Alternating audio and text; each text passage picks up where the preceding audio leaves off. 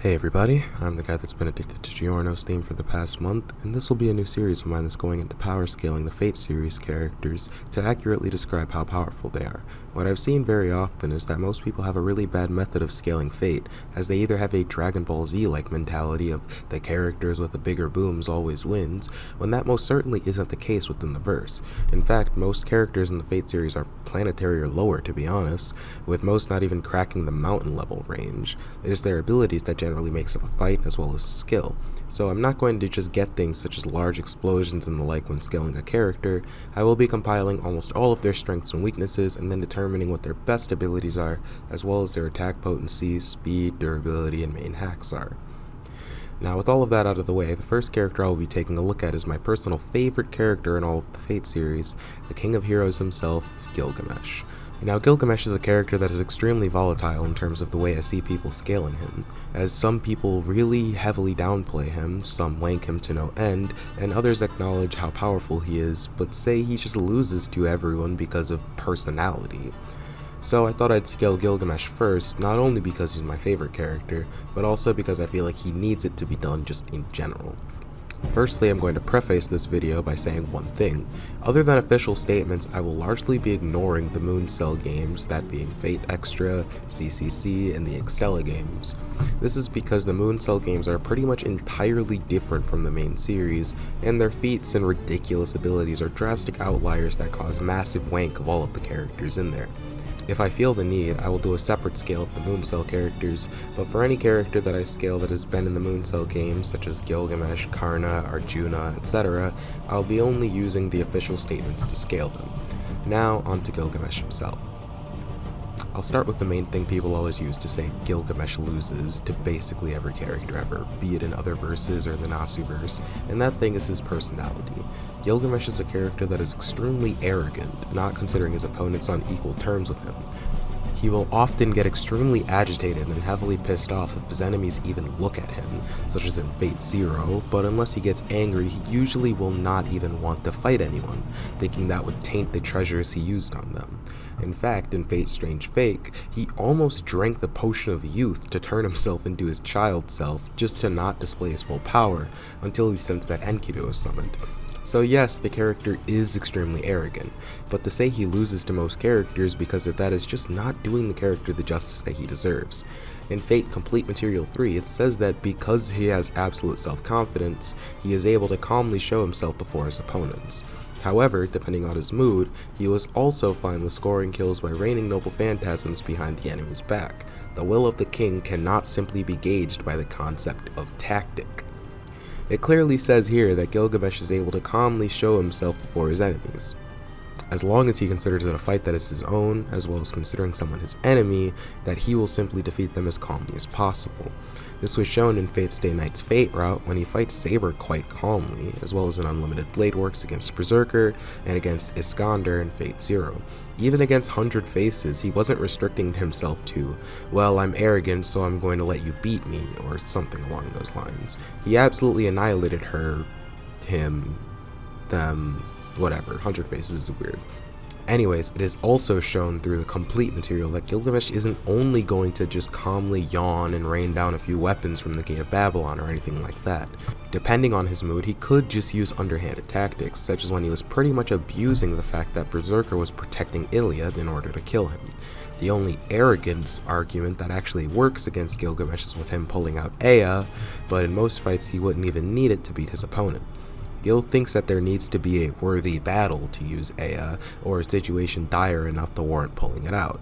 Even in his fight in Unlimited Blade Works against a shitty high school kid, he wasn't willing to pull out Ea despite him losing the fight quite clearly. But he will use Ea as a last resort against enemies if he is pushed to the brink, again using that example of him fighting Shiro.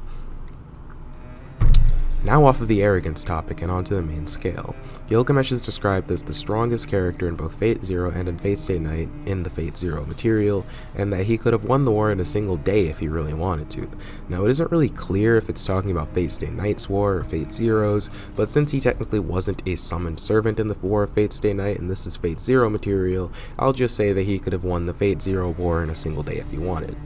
Now note, this is a war containing a stronger version of Saber than Shiro had in Fate's Day Night, Iskander, who has between 20 to 190,000 soldiers who are each individual heroic spirits, Zero Berserker, whose name I will not be disclosing due to spoiler reasons, who could hold his own for a brief period of time against the Gate of Babylon spam, and Jill's Cthulhu monsters, which took the combined might of Iskandar and Saber to beat.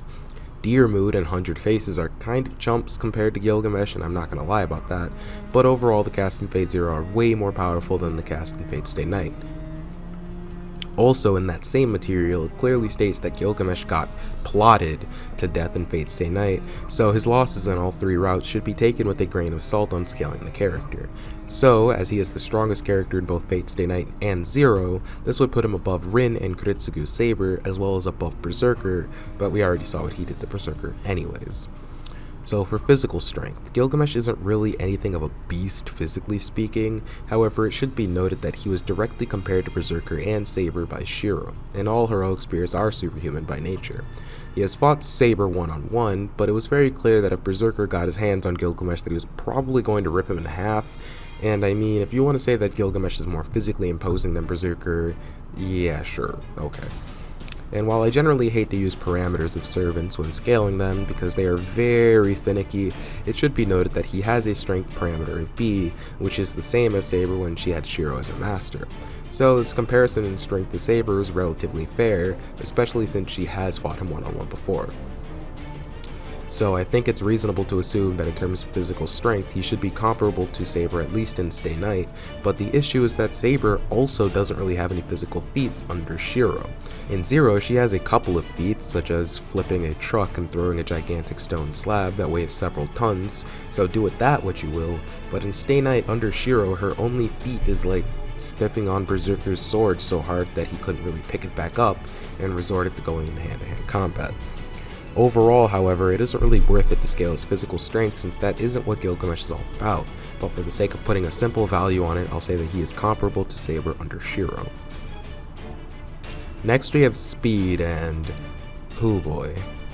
Gilgamesh in Strange Fake, which is the most tryhard kill that we've seen yet, is like ridiculously fast. He travels from a cave in Snowfield to somewhere in a desert in a relatively minuscule amount of time. While an exact value isn't given, it is insanely fast as in a single stride he basically left everyone's field of vision in an instant. And that was him stepping, as in his base travel speed, without the use of noble phantasms. For another speed feat, this will be one of the only times that I use one of the Moon Cell feats, but Gilgamesh has a noble phantasm in the Gate of Babylon that travels massively faster than light, and Vimana, the ship that he used to fight Zero Berserker with, travels at the speed of thought.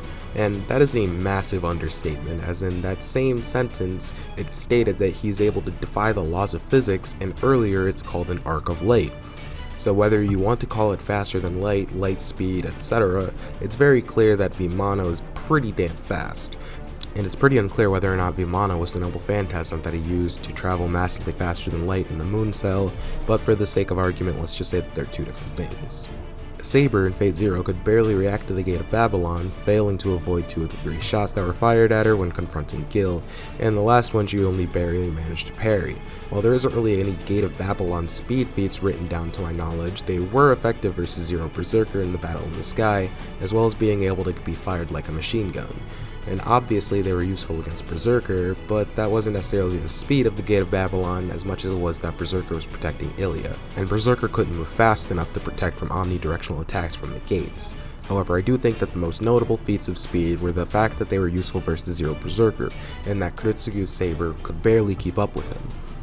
Lastly, I'll go into his combat speed and reaction speed, which a lot of people had downplayed quite a bit. While his skill as a fighter is not that impressive overall, he was able to easily block plenty of strikes from Saber with his bare hands, which were all described as like lightning by Shiro. He reacted to Berserker at pretty much point-blank range with 3 different weapons. Lastly, in the new Babylonia anime, he casually dodges attacks from Anna and Mash at the same time, while reacting with the gates to block attacks from Mash, who pretty much teleported behind him. Gilgamesh's speed is definitely nothing to downplay, especially in terms of travel speed. Lastly, before I get into the full meat and potatoes of Gilgamesh's abilities, I'll talk about his durability. As I previously stated, Gilgamesh's armor is durable enough to block a bunch of direct hits from Saber, and Gilgamesh even says that his armor wasn't anywhere close to giving out. However, this is where things get really wonky, as the reasons I'm largely ignoring the Moonscell games. In CCC, Gilgamesh says that his armor isn't necessary for his durability, as it only protects against petrification and beasts and the like, but that's clearly not the case. In UBW, Shiro cuts off his arm, and in Stay Night, Gilgamesh needed to materialize his armor in order to repel one of Saber's attacks. So it's pretty obvious that his armor is the main part of his durability, not his skin. But Gilgamesh isn't anything of a tank, or at least not that tanky, even with his armor. He takes moderate damage from Gram, or Graham, however you want to pronounce it. While that isn't a bad thing, as Graham is a pretty powerful sword, it's clear that a noble phantasm to the face is enough to kill him without his armor, and a powerful enough one to the face would be enough even with his armor. So I've went through the fact that his strength is just decent, his speed is amazing, but his skill isn't the best, and his durability is only decent as well. At this point it may sound like Gilgamesh is sort of a chump with a pretty high speed, so what makes him the most powerful servant, at least in Nasu's eyes? Well, it's his abilities. Firstly, let's talk about his combat applicable skills. Most of his skills are bland, don't really have any effects that directly relate to combat, but it should be noted that due to his Collector EX skill, Gilgamesh has everything you can ever imagine and more in the Gate of Babylon. He has nukes, flying cars, everything. Everything from the past, present, and future has a prototype, and Gilgamesh has it. While servants are unaffected by modern weaponry like guns and things like that, it's just worth noting that he could drop an atomic bomb on one of his enemies and be done with it, if he wanted to. Divinity is another skill that he has that is sort of irrelevant. Apparently it provides him with some form of buffs, but overall it's never really explained in great detail how. Lastly, there's his magic resistance skill, which is pretty bad, but his armor is insanely overpowered in terms of magic resistance and takes the spot of the skill instead. I probably should have included that in the durability section, but it's whatever. Off of that, on to the big boys. The things that make Gilgamesh really, really OP. His Gate of Babylon, the treasury of his, contains the prototypes of all noble phantasms that aren't divine constructs, things born of unknown concepts or from another species of humanity. So, if it's a noble phantasm, he has it. And better yet, he has a better version of it. All of the prototype noble phantasms are stronger than their originals, stated plenty of times in different locations. Listing all of the noble phantasms he has would be ridiculous, so let's look back at the earlier quote about Gil's tactics. Gilgamesh battles by shooting the originals of all noble phantasms like bullets via Gate of Babylon. The tactic yields excellent destructive power to magic energy efficiency. Since every noble phantasm is a bullet, the real magical energy is used in the activation cost of Gate of Babylon. Because he possesses the originals of all noble phantasms, he can assault the weaknesses of any servants. As a result, Gilgamesh has the advantage over most of the servants in combat.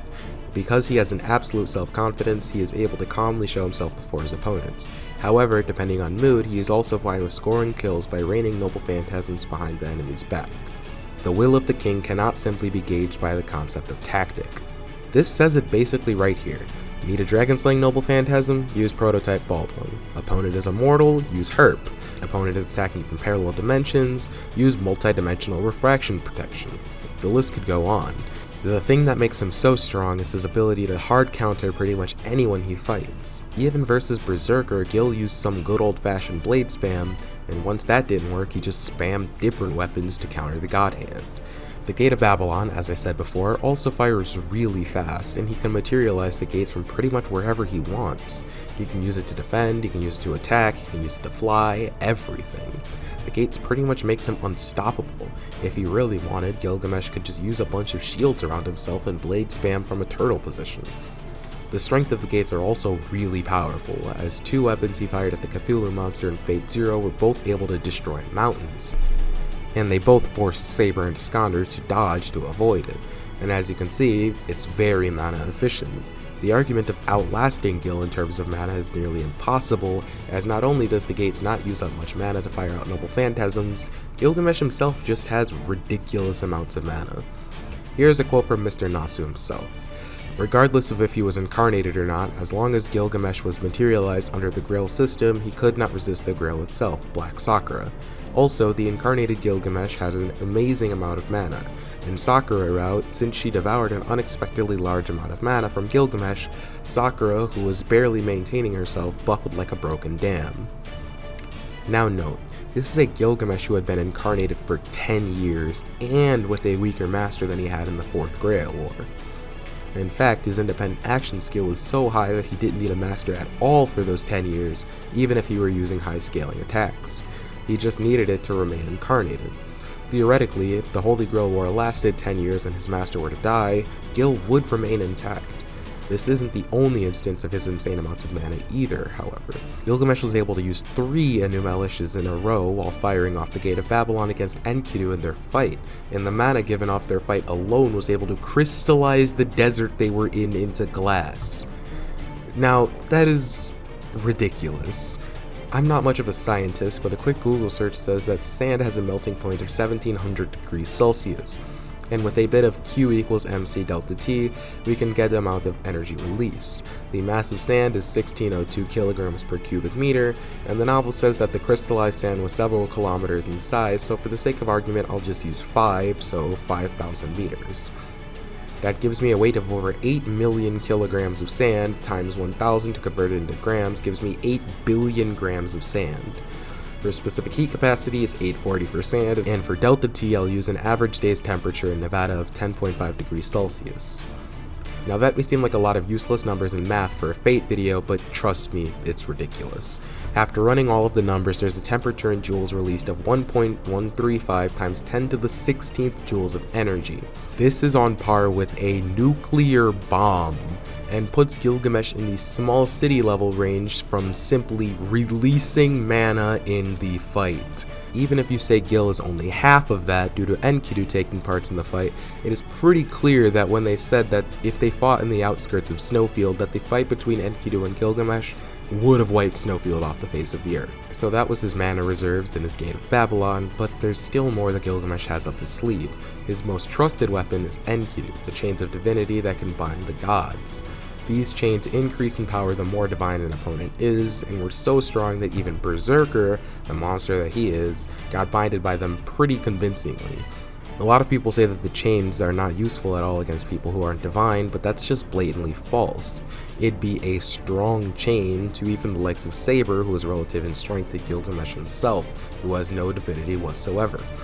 And while Shiro is much weaker than Saber and doesn't really know the true nature of the chains themselves, he also couldn't even budge them whatsoever and uses Berserker as a reference point for how strong they are. For the most part, however, the chains are definitely extremely effective versus divine targets, so if they somehow manage to get past the Gate of Babylon, Enkidu would just stop them dead in their tracks like they did against Iskander. Lastly, here we go. The most controversial part of Gilgamesh's kit, the Sword of Rupture itself, Ea. Now this is probably more volatile than Gilgamesh himself, honestly. Some people say it's only about as powerful as Excalibur, some people say it's a little bit more powerful than Excalibur, and some people said it's like multiversal. Yeah, no. I'm gonna say it right now. Ea is planetary. It can destroy planets, but not all at once like it's a Dragon Ball Z attack or something. It rips and tears the world apart, not just pops it like balloon. Now before I get into why, I must first say that I do not mean that Ea can destroy the planet in the Nasuverse. It cannot do that. Well, it can, but it's very complicated in how, and it's better to not get into that and just say that he can't. The world in the Nasuverse has special defense measures to prevent itself from getting destroyed, so therefore Ea cannot do that. But that does not mean that if you put Gil on our real world planet that Ea can't destroy it. Now there are like a billion statements and maths on Ea being planetary, but before we get into that, let's describe Ea bit by bit. Firstly, Ea, when simply rotating, created a force equal to a tectonic plate moving, and could repel a gigantic arm created by the Holy Grail. If that alone doesn't say we're in for a ride with this noble phantasm, I don't know what is. So Ea distorts time and space itself, and when powered up fully shatters reality with the sheer force of rotating winds. In Strange Fake it even says that the layer of winds grew even denser and exceeded the physical laws, quickly turning into a lethal weapon that ripped apart all of creation, and began condensing into a fissure in space itself. Sound and light converged in the distortion, and silence and darkness encircled the sword. This noble phantasm rips open space and functions more as a simple plague of destruction than an actual attack. it just erases and disassembles. And note, this is simply while Ea was rotating. Now then, this occurs, another direct quote from Strange Fake. The entire universe that had been compressed beyond limit focused around Ea, and was released by its wielder's slash. The resulting pressure wave sundered the nearby space. The world itself was sucked up by the chasm of the void and turned inside out. Who would believe that this scene was caused by the swing of a sword? The void emerged from the chasm, rupturing space further. The world eroded, giving way to countless fissures in reality. The sands cracked like clay. The sky and clouds are shredded like so much paper. It was a hellish landscape, as if a painting of the desert had been thrown into a blender. The slash of a sword twisted and tore the planet, sending a wave of destruction at the heroic spirit standing on the ground. Ea itself was ripping apart the world and sucking it into the void. And instead of just destroying the world, it rips apart reality, erasing everything around it. This is why I said earlier that Gilgamesh technically can destroy the Nasuverse world, because that's kind of what he did, or was in the process of doing right then and there. The world didn't activate its defense mechanisms because Enkidu was there to counter it with his own Enuma Elish. But if this happened on a planet without Enkidu and without the Gaia rules, that planet surely would have been a goner. Now, like I said, I could go into other statements, such as how it is a weapon to be used against the world, and things like that, but I'm pretty sure that Strange Fake does Ea the justice it deserves. And no, I'm not claiming it's universal because it says that Ea compressed the universe beyond its limits, because if it condensed all of the universe, then there just wouldn't be any world to erase in the first place. Also, if you say it's the strongest Excalibur, I'm going to slap. Now that's it for Gilgamesh. I think I did him some pretty good justice overall. I could have mentioned Sha Naqba Imuru, but I think that deserves its own video in terms of scaling. It took me a really long time to compile all of this. I looked through a bunch of statements, different forums, respect threads, read Strange Fake, Zero, and Stay Night all over again, and rewatched the animes. I will probably be doing someone a little bit more tame in terms of power next time, because Gilgamesh is one of, and arguably the strongest summonable servants of all time, and I don't want anyone to think that all Fate servants are as ridiculous as he is. I'm so sorry for the poor audio quality, because I don't actually have a good recording studio right now, as I'm in college, so I apologize for that, but overall, thanks for watching, don't trust Sei Haiku, and see you next time.